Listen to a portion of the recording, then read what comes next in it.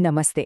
ચાલો આજે એક એવા સવાલનો જવાબ શોધવાની કોશિશ કરીએ જે સદીઓથી કદાચ દરેક પેઢીમાં પૂછાતો આવ્યો છે કે ભાઈ આ કાયમી સુખ મળે કઈ રીતે, અને તેનો જવાબ એક બહુ જ ગહન તત્વજ્ઞાનમાં છુપાયેલો છે.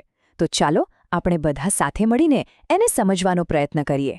ક્યારેય એવું બન્યું છે કે કોઈ આપણને સાચા અર્થમાં સમજી જ નથી રહ્યું? જરા વિચારી જુઓ. આ સવાલ કોઈ એક વ્યક્તિનો નથી, સાચું ને? આ તો એક એવી મૂંઝવણ છે જે આપણા સૌના જીવનમાં ક્યાંક ને ક્યાંક કોઈક ને કોઈક સમયે આપણને સ્પર્શી જ જાય છે. અને આ તો જુઓ, માત્ર એક વાક્ય નથી, પણ કદાચ સમગ્ર માનવજાતની સૌથી સામાન્ય, સૌથી સતત ફરિયાદોમાંની એક છે. વિચાર તો કરો, દુનિયાના 800 કરોડ લોકો એ ભલે ગમે તે દેશમાં, ગમે તે સંસ્કૃતિમાં હોય, પણ આ અનુભવ તો કરે જ છે. તો સવાલ એ છે કે આવું કેમ? ચાલો આ સાર્વત્રિક સમસ્યાના છેક મૂળ સુધી જવાનો પ્રયત્ન કરીએ. તો આ એક સાર્વત્રિક ફરિયાદ છે, એ તો પાક્કું. પણ સવાલ એ છે કે આ લાગણી આવે છે ક્યાંથી? કેમ એવું લાગે છે કે આપણે એકલા છીએ અને કોઈ સમજતું જ નથી? ચાલો આની જરા ઊંડી તપાસ કરીએ. પણ અહીંયા જ આખી વાત પલટાઈ જાય છે. જુઓ, આપણે હંમેશા ફરિયાદ કોની કરીએ છીએ? બહારની દુનિયાની. પણ શું એવું બની શકે કે સમસ્યાનું મૂળ બહાર નહીં, પણ આપણે પોતાની અંદર જ હોય? આ વિચાર આપણને એક બહુ જ ઊંડા સવાલ પર લાવીને ઊભો રાખે છે. શું આપણે પોતે આપણી જાતને બરાબર સમજીએ છીએ? અને આ બધી જ મૂંઝવણ, આ બધા સંઘર્ષના મૂળમાં માત્ર એક જ શબ્દ છે: અપેક્ષા. જરા વિચારો, આપણને ક્યારે એવું લાગે છે કે કોઈ આપણને નથી સમજતું? બરાબર ત્યારે, જ્યારે આપણી કોઈ અપેક્ષા પૂરી નથી થતી. એટલે આનો સીધો અર્થ શું થયો? કે અસલી મુદ્દો બીજાના સમજવાનો છે જ નહીં, અસલી મુદ્દો તો આપણી પોતાની અપેક્ષાઓને સમજવાનો છે. પણ અહીંયા એક વાત સમજવા જેવી છે: બધી અપેક્ષાઓ એકસરખી નથી હોતી. એક હોય છે ખોટી અપેક્ષા. એ કેવી હોય? એ તો પવનની જેમ દિશા બદલતી રહે છે. આજે કંઈક જોઈએ, કાલે કંઈક બીજું, અને એનું પરિણામ શું આવે? હંમેશા દુઃખ અને સમાધાન. અને એની બરાબર સામે છે સાચી અપેક્ષા. એ એકદમ સ્થિર અને સાર્વત્રિક છે. આ કોઈ આપણી મરજી મુજબની વ્યક્તિગત ઈચ્છા નથી. આ તો અસ્તિત્વની સાચી સમજમાંથી જન્મે છે. અને સાચું કહું તો એ જ સાચા સુખનો પાયો છે. તો સુખની આ શોધમાં માનવજાત આજ સુધી મુખ્યત્વે 2 રસ્તાઓ પર ચાલે છે. અને કમનસીબે આ બંને માર્ગો એ અંતે તો નિષ્ફળ જ સાબિત થયા છે. ચાલો જોઈએ એ કયા 2 માર્ગો છે. જો પહેલો માર્ગ છે આદર્શવાદ. એણે ઈશ્વર પર ફોકસ કર્યું. શું કહ્યું? બધું ત્યાગી દો, ભક્તિમાં લીન થઈ જાઓ, ઈશ્વર મળશે એટલે શાંતિ મળી જશે. પણ હકીકત શું છે? ઈશ્વર આજે પણ એક રહસ્ય જ બની રહ્યા. પછી આવ્યો બીજો માર્ગ, ભૌતિકવાદ. એણે કહ્યું કે ત્યાગ નહીં, સંગ્રહ કરો, સુવિધાઓ ભેગી કરો, એનાથી સુખ મળશે. હવે થયું એવું કે સાધનો તો એટલા બધા મળ્યા કે ગણી ન શકાય, પણ સુખ એ તો હજી પણ હાથતાળી આપી રહ્યું છે. અને આ કોઈ ખાલી સિદ્ધાંતની વાત નથી, વાસ્તવિકતા છે. વિચાર કરો, લતા મંગેશકરજી, એમને દેશનું સર્વોચ્ચ સન્માન ભારત રત્ન મળ્યું. એનાથી મોટું શું હોઈ શકે? છતાં એમણે પોતે જ સ્વીકાર્યું કે તેઓ દુઃખી છે. આનાથી એક વાત બિલકુલ સ્પષ્ટ થઈ જાય છે: બહારની ગમે તેવી મોટી સિદ્ધિ પણ અંદરની શાંતિની ગેરંટી નથી આપી શકતી. અને આ વાતને વધુ પાક્કી કરતો એક બીજો, કદાચ એનાથી પણ વધારે ચોંકાવનારો કિસ્સો છે. યાસુનારી કાવાબાટા એક લેખક હતા જેમને સાહિત્ય માટે નોબેલ પુરસ્કાર મળ્યો હતો. અને શા માટે મળ્યો હતો ખબર છે? કારણ કે એમણે જીવન કેવી રીતે જીવવું એના પર લખ્યું હતું.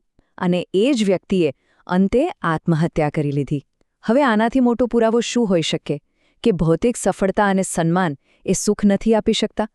તો જો આદર્શવાદ અને ભૌતિકવાદ બંને રસ્તા ખોટા સાબિત થયા હોય, તો શું કોઈ ત્રીજો વિકલ્પ છે? શું કોઈ રસ્તો બચ્યો છે? હા, છે. ચાલો જોઈએ એક નવો અને તાર્કિક વિકલ્પ. અને આ ત્રીજો વિકલ્પ છે મધ્યસ્થ દર્શન. જુઓ, આ ફિલસૂફીની ખાસિયત એ છે કે એ ઈશ્વર કે પદાર્થ પર નહીં, પણ સીધું માનવના અભ્યાસ પર જ ધ્યાન કેન્દ્રિત કરે છે.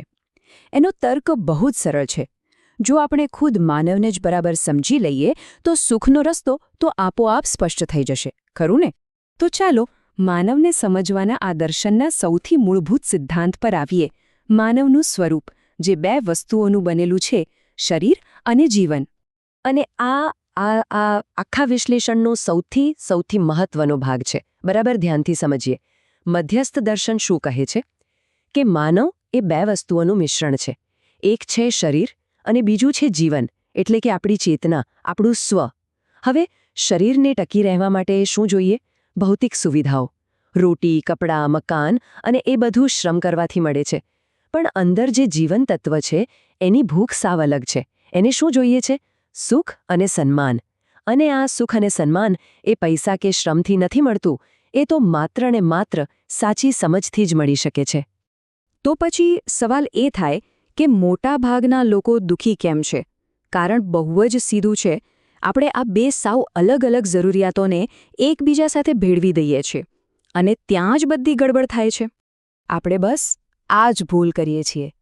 જીવનને જે સુખ જોઈએ છે ને, એ આપણે શરીર માટેની સુવિધાઓથી ખરીદવાની કોશિશ કરીએ છીએ. પૈસાથી, ગાડીથી, બંગલાથી. આ તો બિલકુલ એવું થયું કે તરસ લાગી હોય અને આપણે ખોરાક ખાઈએ. એનાથી તરસ ક્યારે ન છીપાય. ગાડી ક્યારેય સન્માન ના આપી શકે. કેમ? કારણ કે ગાડી એક જળ વસ્તુ છે અને સન્માનની અપેક્ષા રાખનાર તો ચૈતન્ય જીવન છે. અને આ બધી વાતનો સાર આ એક વાક્યમાં સમાઈ જાય છે. સાચી ઈચ્છા ક્યારે અધૂરી રહેતી નથી અને ખોટી ઈચ્છા ક્યારે પૂરી થતી નથી. આનો સીધો અર્થ એ છે કે જ્યારે આપણી ઈચ્છા અસ્તિત્વની સાચી સમજ પર, એટલે કે સાચી અપેક્ષા પર આધારિત હોય ત્યારે તે કુદરતી રીતે જ પૂરી થાય છે. પણ જ્યારે તે ખોટી, પળ બદલાતી અપેક્ષાઓ પર ટકેલી હોય ત્યારે એમાંથી ક્યારેય સાચો સંતોષ મળી જ નથી શકતો. સારું, તો હવે આપણે આ આખા વિશ્લેષણના સૌથી રોમાંચક, સૌથી અદ્ભુત ભાગ તરફ આગળ વધીએ છીએ. હવે આપણે માનવ જીવનની એ સાચી શક્તિને ઓળખીશું, એવી શક્તિ જેને આપણે મોટાભાગે અવગણીએ છીએ. ચાલો જરા ગતિની વાત કરીએ. માણસની ચાલવાની ગતિ લગભગ 5 કિલોમીટર પ્રતિ કલાક, કારની ગતિ લગભગ 100, વિમાન 900 અને માનવે બનાવેલું સૌથી ઝડપી યંત્ર રોકેટ, જેની ગતિ છે કલાકના 25,000 કિલોમીટર. પણ શું આપણને ખબર છે કે આ બ્રહ્માંડની સૌથી ઝડપી વસ્તુ કઈ છે? એ કોઈ મશીન નથી. એ છે આપણો પોતાનો વિચાર. એની ગતિ તત્કાલીન છે, ઇન્સ્ટન્ટેનિયસ, વીજળી કરતાં પણ વધુ ઝડપી.